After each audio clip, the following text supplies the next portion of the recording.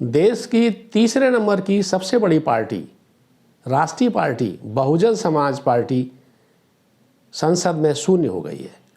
लोकसभा में उसका एक भी सदस्य नहीं है और राज्यसभा में एक सदस्य थे, उनका भी कार्यकाल समाप्त हो गया। इस तरह से देश में एक बहुत बड़े सामाजिक बदलाव के प्रतीक के तौर पर उभरी दलितों, कमजोरों, वंचितों, अल्पसंख्यकों, पिछड़ों की पार्टी बनकर उभरी बहुजन समाज पार्टी एकाएक इतने लंबे समय बाद संसद में शून्य हो गई। इतना ही नहीं, उत्तर प्रदेश की विधानसभा में भी उनका सिर्फ एक सदस्य है। इस पर तमाम लोग कई तरह की शंकाएं और कई तरह के सवाल उठा रहे हैं कि अब बहुजन समाज पार्टी जीरो हो गई, अब उसका कोई भविष्य नहीं है। लेकिन क्या वास्तव में बहुजन समाज पार्टी समाप्त हो गई है? बहुजन समाज पार्टी एक मूवमेंट है, एक आंदोलन है, एक चेतावनी है उन लोगों के लिए जो गरीबों का, कमजोरों का शोषण करते हैं। आंदोलन कभी खत्म नहीं होते, विचार कभी समाप्त नहीं होता और बहुजन समाज पार्टी भी खत्म नहीं होगी। 2026 बहुजन समाज पार्टी को एक बार फिर से नई ऊंचाई पर ले जाएगा। कैसे? क्या इसकी कोई रणनीति है या कोई चमत्कार है? बहन जी के पास अपने कार्यकर्ताओं में ऊर्जा भरने के लिए, पार्टी को फिर से खड़ी करने के लिए जबरदस्त प्लान है। क्या प्लान है?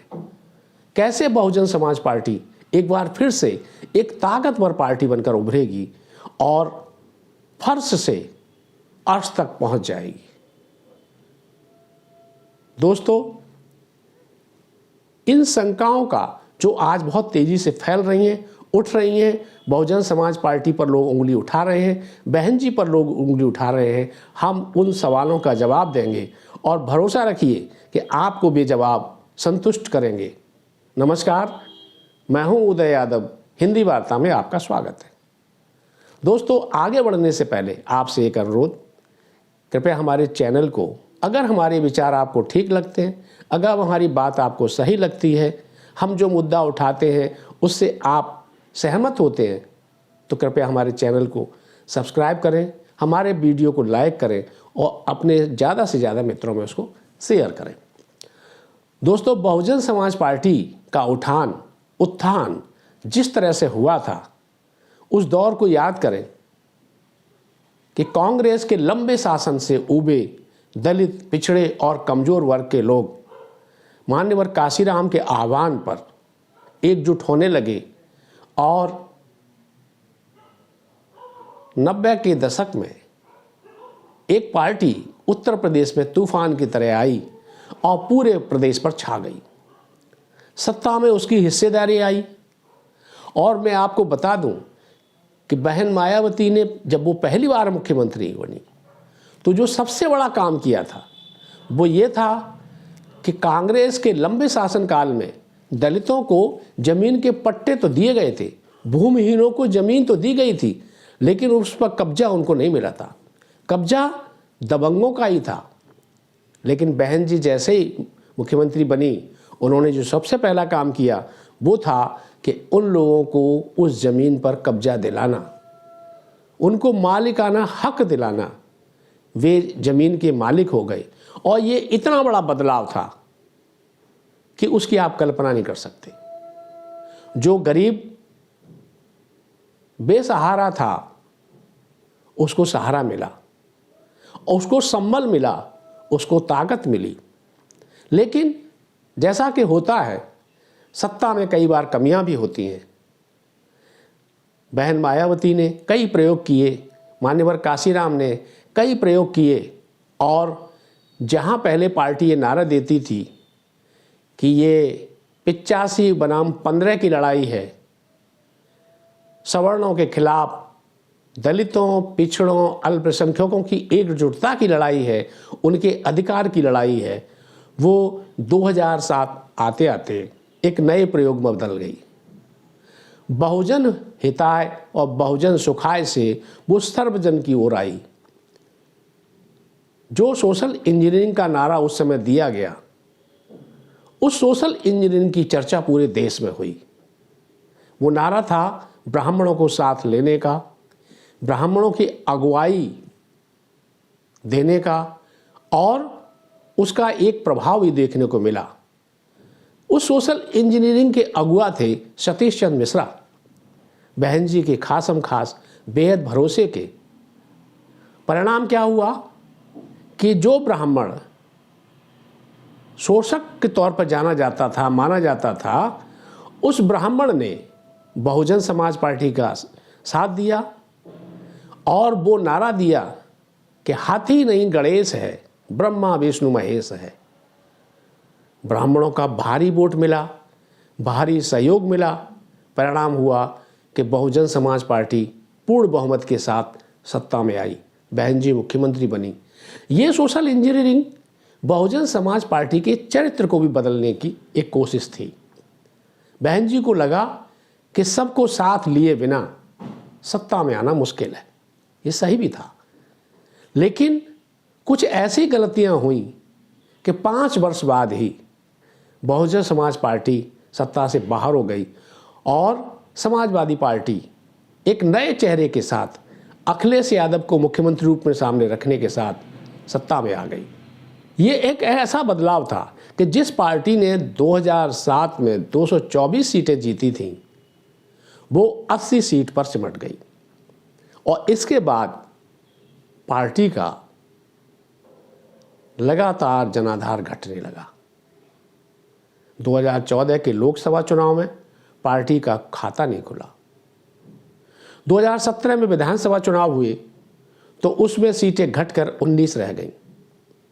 वोट परसेंटेज भी घटा, जबकि उस समय बहन जी ने प्रयास किया था कि मुस्लिम वोट पार्टी के साथ आए और उन्होंने 90 से ज़्यादा टिकटें मुस्लिम समाज के लोगों को दी, लेकिन परिणाम अपेक्षित नहीं रहा, घटता चला गया। 2019 के लोकसभा चुनाव में बसपा का समाजवादी पार्टी के साथ गठजोड़ हुआ। ये दोबारा गठजोड़ का मौका था। एक बार 93 में हुआ था जब मान्यवर काशीराम और मुलायम सिंह यादव के बीच तालमेल हुआ और पार्टी बहुमत के साथ जीतकर सत्ता में गठबंधन आया।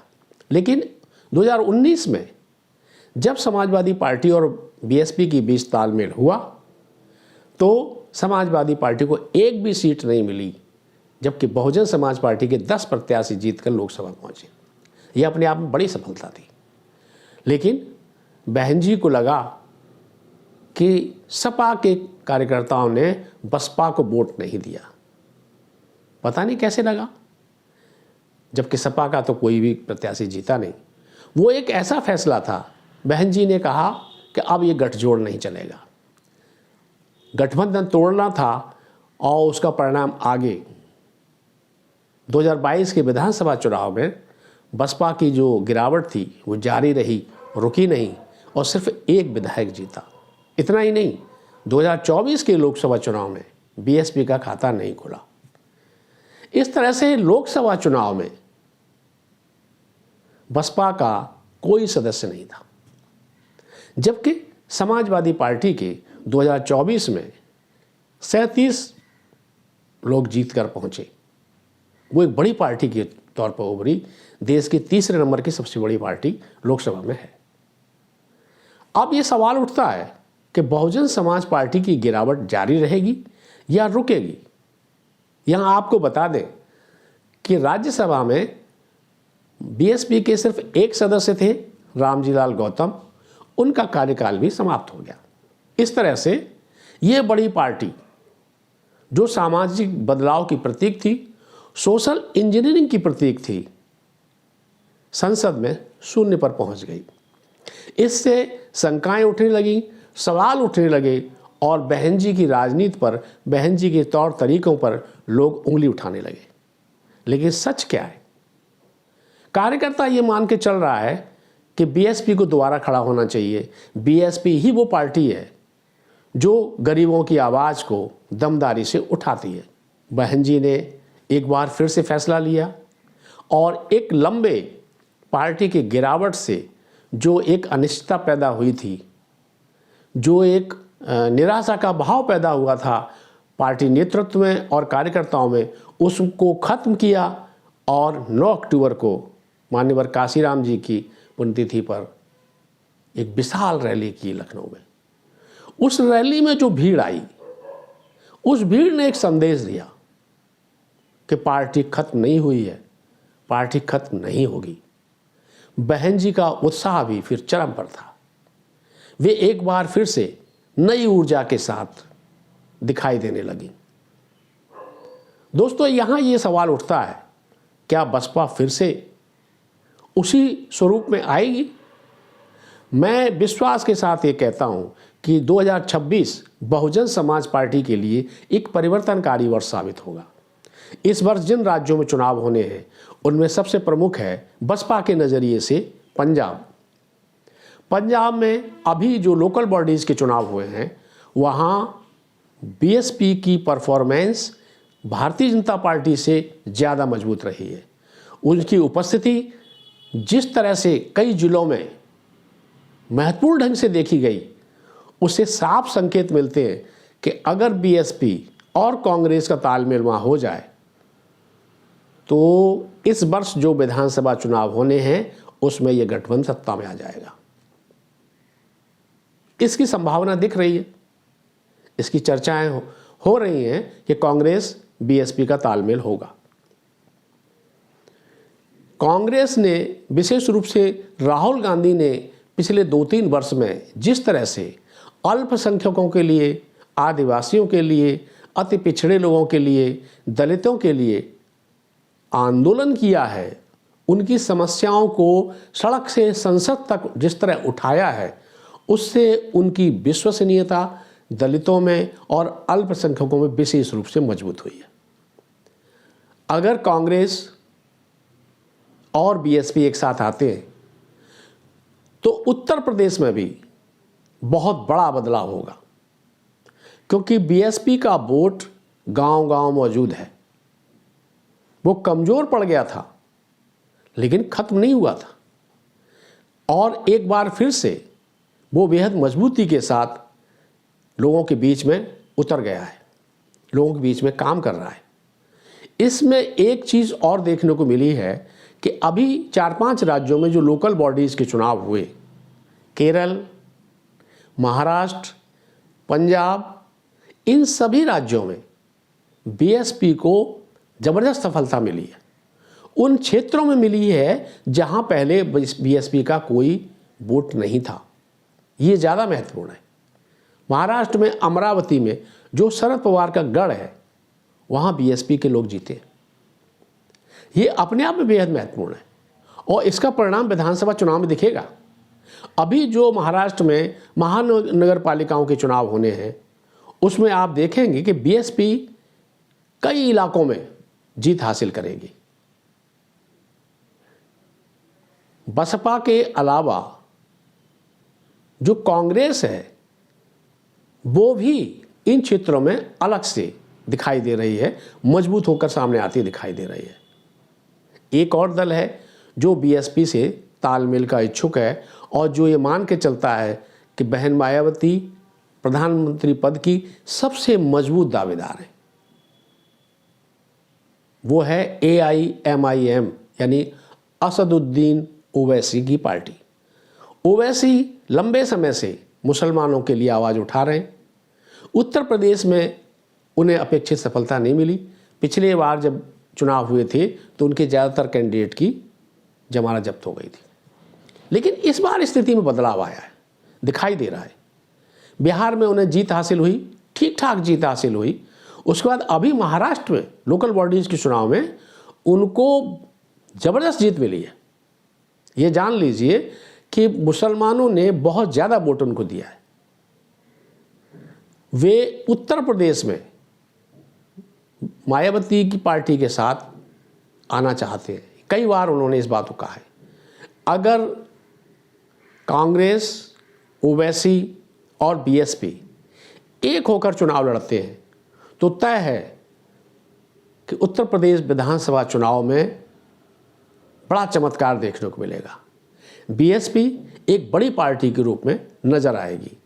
मेरा मानना है कि अब बीएसपी के फिर से मजबूत होने का समय आ गया है और ये मजबूती प्रदेश की राजनीति को बदलेगी। आपको क्या लगता है, क्या मेरा आकलन सही है? क्या बीएसपी मजबूत होती हुई दिखाई दे रही है? उत्तर प्रदेश में अभी लोकल बॉडीज़ के चुनाव होने वाले हैं। आप देखें, वो हालांकि पार्टी आधार पर नहीं होते, लेकिन वहाँ निश्चित है कि उसमें बीएसपी के लोग भारी संख्या में जीतेंगे। अब देखना ये है कि ये बदलाव कितनी जल्दी नज़र आता है और जो कार्यकर्ता है उसका उत्साह पार्टी को कितना आगे ले जाता है। आप अपने विचार कमेंट बॉक्स में ज़रूर लिखें, हमारे लिए वो प्रेरणा का काम करते हैं। नमस्कार, मिलते हैं अगले वीडियो में नए विषय के साथ।